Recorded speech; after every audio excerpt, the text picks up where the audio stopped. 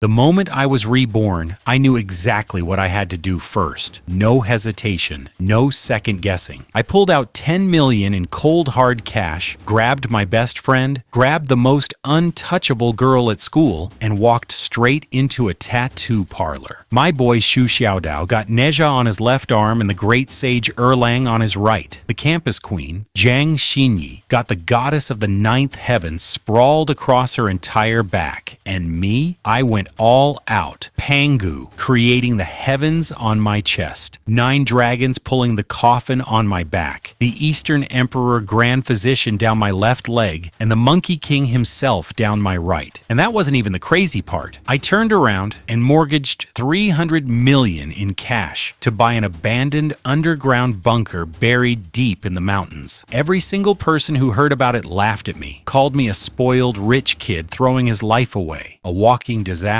a fool with too much money and not enough sense. But here's what none of them knew. 20 days from now, the world ends. Every animal on the planet would snap. Your cute little house pet, a bloodthirsty monster overnight. The plants lining the sidewalks, living meat grinders. In an instant, humanity would get knocked all the way to the bottom of the food chain. The only people who would stand a chance were those who carried tattoo totems on their skin, the kind that could awaken something ancient and superhuman within them. With the red moon still 20 days out, I didn't waste a single second. I called my attorney right away. Attorney Jiang, liquidate everything under my name. Stocks, real estate, luxury cars, all of it. Collateralize the whole thing through the International Underground Money Network. I don't care if it's 30 cents on the dollar. I want 300 million in cash sitting in my account within 24 hours. Every last bit of it. The moment I hung up, I dialed 2 more numbers. 30 minutes later, inside the most secretive underground tattoo studio in Jiangzhou, a place called Ghost Blade, my ride-or-die Xu Xiaodao and Jiang Xinyi, the girl every guy on campus could only dream about, were standing in front of me, looking absolutely baffled. Bro, have you lost it? Xu Xiaodao looked like he'd seen a ghost. You mortgaged your entire fortune just to drag us to a tattoo shop? Jiang Xinyi crossed her arms, her cold eyes cutting right through me. Qin Lie, what exactly do you think you're doing? If this is about Zhao Yuqing breaking up with you, that is no reason to completely destroy yourself. I looked at both of them, and when I spoke, my voice was dead serious. More serious than either of them had ever heard from me. Xinyi, Xiaodao, there's no time to explain. If you still trust me, just follow my lead today. Something in my eyes must have gotten through to them. The look on my face was nothing like the Qin Lie they knew. After a long pause, they both gritted their teeth and nodded. I turned to the old master behind the counter, a thick-necked, battle-scarred artist who'd clearly seen everything, and slapped a bank card carrying 1 million yuan flat on the table. Master, I've got a big job for you. I pointed to Xu Xiaodao. My brother gets Nezha on the left arm, Erlang Shen,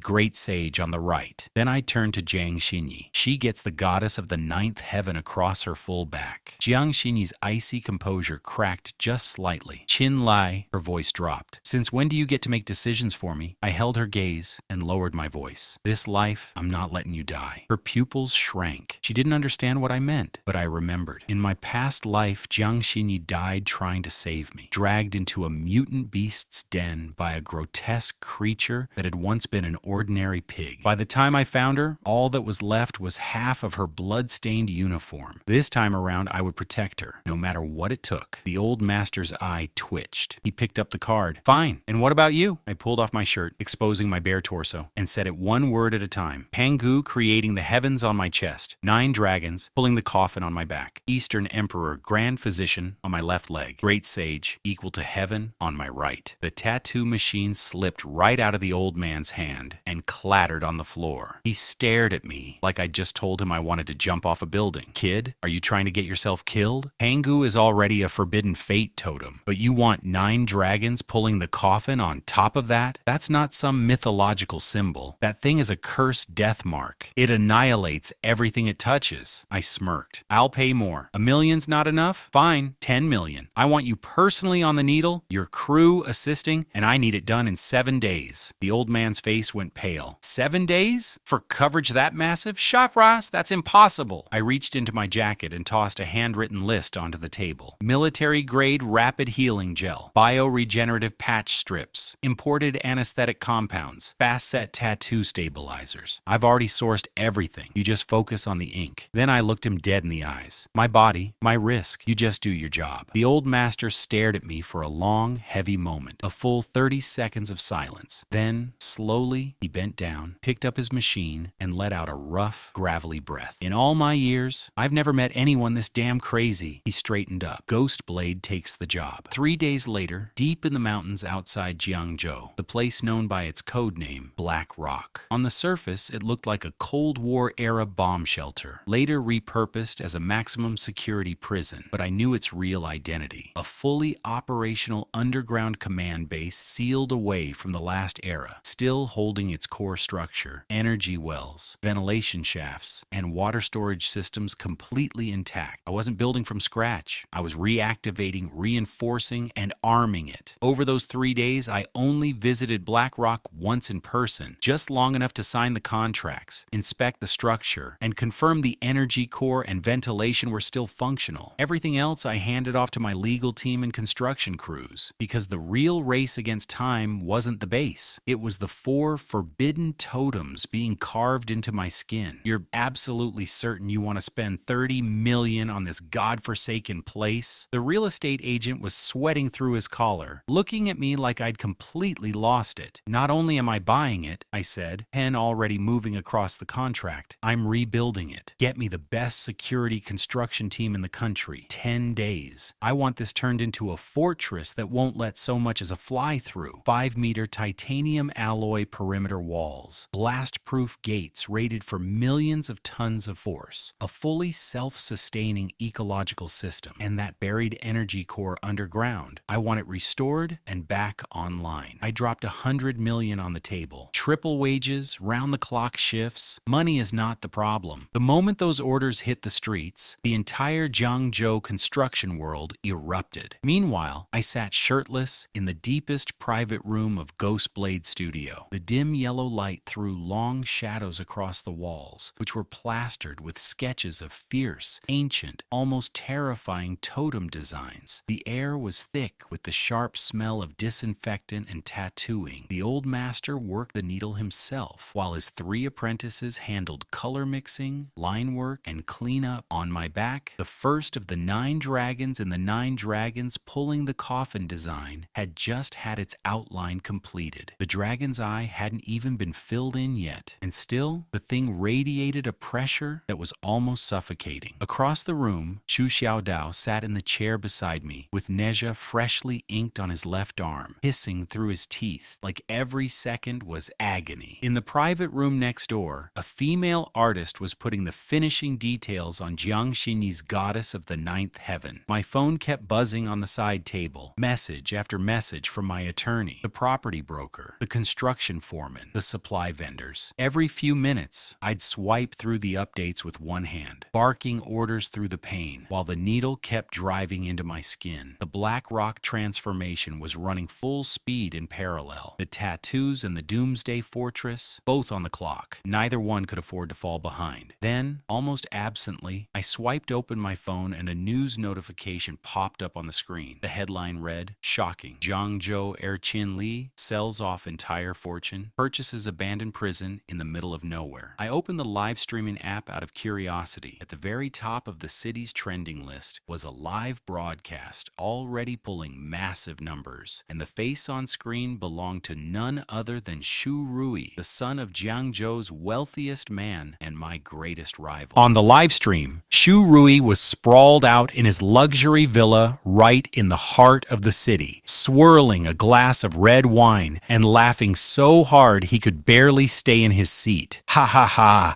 what is even going on with Qin Lie? Did someone break this guy's brain? Then a familiar voice chimed in from off screen. Lucky Lucky for me, I saw through him ages ago, young Master Shu. That's why I left him and came straight to you. The camera shifted just enough to catch a glimpse of Zhao Yuqing, and there it was, a freshly inked red floral vine curling out from her waist, vivid and bold like a streak of blood. I glanced at it. My eyes went cold. In my past life, Zhao Yuqing never had that tattoo. Looks like this time around she'd gone the extra mile to impress Shu Rui. Fitting. Shu Rui turned back to the camera, grinning from ear to ear. Yo chat, does anyone else find this hilarious? Not only did Qin Lie dump all his money into that hole in the mountains, I heard he spent over $100 million buying up pork and rice from supermarkets across the city. Like, is he planning to live underground forever? Ha ha ha ha. The comment section absolutely exploded. Bro, what? My poverty can't even comprehend this level of rich people insanity. Zhang Xinyi is literally everyone's dream girl and she's going to live in a bunker? Diagnosis confirmed, Qin Lie has water on the brain. Someone call the psych ward. Shu Xiaodao was shaking with rage beside me. Bro, that snake Shu Rui is running a whole smear campaign against you online right now. Let me go deal with him. Leave it. I kept my eyes on the screen, feeling the needle carving into my skin, watching Shu Rui's smug face with complete and total calm. The higher he jumps right now, the harder he's going to cry when it all comes crashing down. Xiaodao, stay focused. Keep your eyes on the supply convoy. Our fortress cannot afford a single mistake. 7 full days had passed since my rebirth, and for every single one of those 7 days, I barely left that underground room. The old master Ghostblade and his 3 apprentices worked in rotating shifts, outlining through the day, coloring through the night, refining in the early hours before dawn. To keep up the brutal pace, I'd sourced military-grade rapid healing gel and bioregenerative patches straight off the black market. Every time a section of the totem was finished, the gel went on immediately to seal the skin. Without it, my body would have given out days ago. Then, on the night of the 7th day, the buzz of the tattoo machine finally went silent. Shu Xiaodao's Nezha and Erlang Shen had been completed 2 days prior. Zhang Xinyi's goddess of the 9th heaven had received its final strokes just yesterday, and now at last, all 4 forbidden totems were complete on my body. Pangu, creating the heavens across my chest. 9 dragons, pulling the coffin covering my entire back. The Eastern Emperor Grand Physician down my left leg. The Great Sage equal to heaven down my right. The old master peeled off his gloves, stared at my body for a long moment, and let out a slow, deep breath. Done. Young Master Qin, done. He shook his head with something between exhaustion and disbelief. I've been doing this my whole life. Never taken on a job like this. Pangu, 9 dragons, Eastern Emperor, Great Sage. I'll say this much. There isn't a single tattoo artist in all of Zhangzhou who could tell me they topped Ghostblade on this one. I pushed myself up from the chair and faced the mirror. The 4 forbidden totems stared back at me, covering my chest, my back, my legs, every line sharp and ancient and heavy with something that felt older than memory. But it was the 9 dragons pulling the coffin on my back that commanded everything. 9 black dragons spiraling up from both sides of my spine, their scales layered and intricate, 9 tails converging at the center of my back, all of them locked onto a massive ancient black coffin bound in crimson chains. It was just ink on skin, and yet standing there looking at it felt like standing at the edge of something vast and terrifying. Shu Xiaodao circled me slowly, swallowed hard, and let out a low whistle. Bro, this is absolutely unhinged. If I hadn't watched it get inked with my own 2 eyes, I'd swear this thing moves on its own at night. I pulled my shirt back on, covering the totems. Right now they're just tattoos. When the red moon comes, that's when they'll truly wake up. Shu Xiaodao blinked. Red moon? I didn't explain. I just picked up my phone, checked the time, and said, 12 days left. Let's go. Time to inspect our fortress. 2 hours later, we arrived deep in the mountains outside Zhangzhou. The Black Rock base had completed its initial transformation. The underground ventilation network, the energy core, the ecological circulation system, all of it had had been brought back online. Over the next 12 days, I didn't stop for a single moment. During the day, I personally oversaw the final phases of BlackRock's construction. At night, I used the reborn energy within me to suppress the backlash from the 4 forbidden totems pushing against my body from the inside. And convoy after convoy rolled through the mountain roads, unloading everything into the base: rice, flour, chilled meat, canned goods, drinking water, medical supplies, diesel fuel, heavy-duty off-road vehicles, backup generators, and military-grade protective gear. Whatever survival resource existed and could be purchased, I bought it out completely. The entire outside world thought I had lost my mind. Only I knew the truth. The clock on civilization was almost out of time. The day before the red moon, the last supply shipment arrived at Black Rock. The underground warehouses, 3 full floors of them, were packed from floor to ceiling. Rice, flour, water, canned goods, meat, medicine, diesel, generators, military gear. Every inch of storage was consumed. Shu Xiaodao stood in the doorway of the main warehouse with his mouth hanging open. "Bro, are you planning to live down here until your next life too?" Jiang Xinyi stood quietly beside him, taking it all in. She'd known I'd been stockpiling supplies, but actually seeing it, this underground mountain of survival resources, made even her composed expression crack just slightly. "Qin Lie," she said slowly, "what exactly are you preparing for?" I didn't answer right away. Instead, I walked to the center of the warehouse and slowly raised my right hand. In the next instant, with a single flicker of my mind, everything vanished. 3 stories worth of supplies, thousands of tons of food, fuel, and gear, gone. In less than a second, the warehouse that had been bursting at the seams was suddenly completely empty. Nothing left behind but the indentations pressed into the concrete floor and the lingering smell of diesel and grain hanging in the air. Shu Xiaodao froze completely. He blinked once, then rubbed his eyes, then sprinted into the center of the warehouse and ran frantic circles around the empty space like he was trying to find a hidden trapdoor. "What the?" He spun around and stared at me, his voice cracking clean in half. "Bro, where is all of it? A whole warehouse, thousands of tons." I blinked and it's just gone? Shu Xiaodao spun around in circles, completely unhinged. "There's no trapdoor, there's no tunnel. Bro, are you doing magic right now?" Jiang Xinyi's reaction was quieter, but no less shaken. Those cool, unreadable eyes of hers, the ones that never gave anything away, had completely lost their composure. She walked up to me slowly and stared at my right hand. "Qin Lie, what exactly just happened?" I was silent for a moment. At this point, there was no reason to keep hiding it. Less than 24 hours remained before the red moon. They needed to know the truth. "It's called a half-life space," I said. "It's connected to some changes that have happened to me." I still didn't mention the rebirth, not because I didn't trust them, but because dropping that on them right now would only add to the weight they were already carrying. "All you need to know is this: the space can store a massive amount of supplies, and time inside it is essentially frozen. Food won't rot, medicine won't expire, diesel, weapons, crystal cores, everything stays preserved indefinitely." Shu Xiaodao's jaw was still on the floor. "So, all that stuff you stockpiled, you were never planning to leave it in the warehouse? You were planning to carry it with you the whole time?" "Yes." He stared at me. "Bro, what else have you been hiding from us?" I looked at them both and said it plainly. "Tomorrow night, the red moon arrives." Silence. "The red moon?" Jiang Xinyi repeated quietly. "Tomorrow at midnight, the moon turns blood red. Right after that, black fog rises from underground and spreads across the entire planet. Every animal, every plant mutates. Your dog, your cat, monsters that will tear you apart. The plants on the streets become killing machines. Cities will lose all order within hours. Human civilization collapses in a single night." The warehouse felt like a tomb. Nobody spoke. Shu Xiaodao's lips moved, but nothing came out. And for once, he didn't crack a joke, because he just watched thousands of tons of supplies disappear into thin air with his own eyes. His sense of what was possible had already been shattered. Jiang Xinyi didn't argue either. She just stared at me. "Proof? What you just saw is one piece of it. The other pieces are already on your skin." Jiang Xinyi instinctively reached back toward her tattoo. "The red moon's energy will activate the tattoos on human bodies," I I continued. Transform them from ink into real totem manifestations. A basic pattern gives low-level physical enhancement. A beast pattern awakens animal transformation abilities. A mythological totem awakens true divine manifestation. The older and more complete the totem, the stronger the fate it carries, and the more terrifying the power when it awakens. Shu Xiaodao's voice was barely above a whisper. So you had me get Nezha and Erlang Shen so I could survive? Your Nezha and Erlang Shen are both top-tier divine totems. If you can endure the awakening process when the red moon hits, you'll be stronger than the vast majority of anyone who makes it through. I turned to Jiang Xinyi. Your goddess of the ninth heaven covers offense, defense, purification, and battlefield coordination. As the apocalypse goes on, more and more poisonous, contaminating, and mind-corrupting mutant creatures will appear. Your totem matters more than you know. Jiang Xinyi held my gaze. So selling your assets, buying black rock, stockpiling all of this, bringing us in to get tattooed, none of that was impulsive. You knew something was coming this whole time? Yes. The shock on her face slowly dissolved, replaced by something tighter. Something like dread beginning to settle in. Shu Xiaodao's expression shifted too. Then suddenly his eyes went wide. Wait, bro. My parents, my mom and dad are still at the repair shop in South City. Relax. I already sent people. You... What? I pulled out my phone and turned the screen toward him. A live video feed from the convoy. A black armored vehicle had just pulled to a stop on an old street in South City. The doors opened. Two bodyguards in black tactical gear stepped out and escorted a middle-aged couple to the vehicle. The man was short, dark-skinned, his hands permanently stained with the grease of years spent fixing engines. The woman followed close behind, looking around uncertainly. Shu Xiaodao saw them on the screen. His eyes went red instantly. I contacted your uncle and aunt ahead of time, I said quietly. Told them Black Rock needed maintenance staff and support personnel. They think I hired them for a few days of well-paying work. They don't know anything about what's coming. The convoy arrives in 20 minutes. Shu Xiaodao stood there, lips pressed together, unable to speak. In my past life, the moment the red moon fell, Shu Xiaodao had fought like a madman, trying to get back to South City for his parents. But South City's old streets had already been swallowed by a horde of mutated rats. All he ever found was his father's broken wrench and his mother's old apron, the one she could never bring herself to throw away. After that, something in Shu Xiaodao just broke. He killed and killed until the beast tide finally took him. That wasn't gonna happen this time. I put my hand on his shoulder. They're safe, Xiaodao. This life, I got them out for you. He dropped his head. His shoulders shook. After a long moment, he looked back up, eyes red, and said in a rough voice, "Bro, thank you." I smiled and said nothing. Jiang Xinyi had been watching the whole thing in silence. After a moment, she spoke soft. "What about my father? Academician Jiang is safe. Has been for weeks." She blinked. "You know who my father is? Jiang Chengyuan, Dragon Nation Energy Research Academician. Half a month ago, the military pulled him into an underground facility in the capital. He's working on a classified top priority energy core project. That base is one of the safest places in the country right now." She paused. Then, carefully, "And my mother?" I hesitated for just a second. Jiang Xinyi's mother had passed away years ago. It was the wound she never talked about. She seemed to understand my silence immediately because she didn't push further. She just gave a small, quiet nod. "I understand." I looked at them both and my voice dropped. "Starting now, Black Rock goes into full lockdown. Nobody leaves this base." Shu Xiaodao took a long breath and nodded firmly. Jiang Xinyi slowly pressed her hand against the totem on her back. I turned and looked out at the night sky beyond the base entrance. Everything was in place. All we had to do now was wait. The next morning, deep in the living quarters of Black Rock, Shu Xiaodao's parents had been settled into the most secure residential module in the entire facility. His father, Shu Jianggu, had served in the military in his younger years. He didn't know what was coming, but the moment he laid eyes on Black Rock's defense specifications, something clicked. He didn't ask questions. He just put a hand on his son's shoulder and said simply, "Stick close to Boss Qin. Work hard." His mother, Li Guilan, had spent the entire morning in the kitchen. By the time the rest of us gathered, she'd somehow managed to produce a giant pot of freshly made dumplings. Shu Xiaodao ate with his eyes going red, even as the grin never left his face. On the last morning before the end of the world, a hot, home-cooked meal was more than most people would ever get. The night before, I had loaded the final batch of supplies into the half-life space. The last of Black Rock's titanium titanium alloy blast doors, 10 tons of pure reinforced steel, had been sealed shut at midnight. The entire underground fortress blazed with light, the long dormant energy core humming back to life like it had been waiting for this moment. Every monitor on the wall displayed 360-degree real-time feeds of the world outside, not a single blind spot. Xu Xiaodao sat beside the screens with a bowl of leftover dumplings, eyes casually scanning the cameras. Jiang Xinyi stood in front of the main display, running final checks on the external defense grid. The 9 Heavens Goddess tattoo on her back had fully healed, and something had shifted in her. That usual cool detachment was still there, but underneath it now was an edge, sharp, quiet, like a blade kept in its sheath. Then my phone buzzed. A trending notification from the city feed. Xu Rui was live again. On screen, the party was still going. Crystal chandeliers, champagne towers, music, beautiful people. The entire Jiangzhou elite packed into a city center villa, having the time of their lives. I glanced at the clock.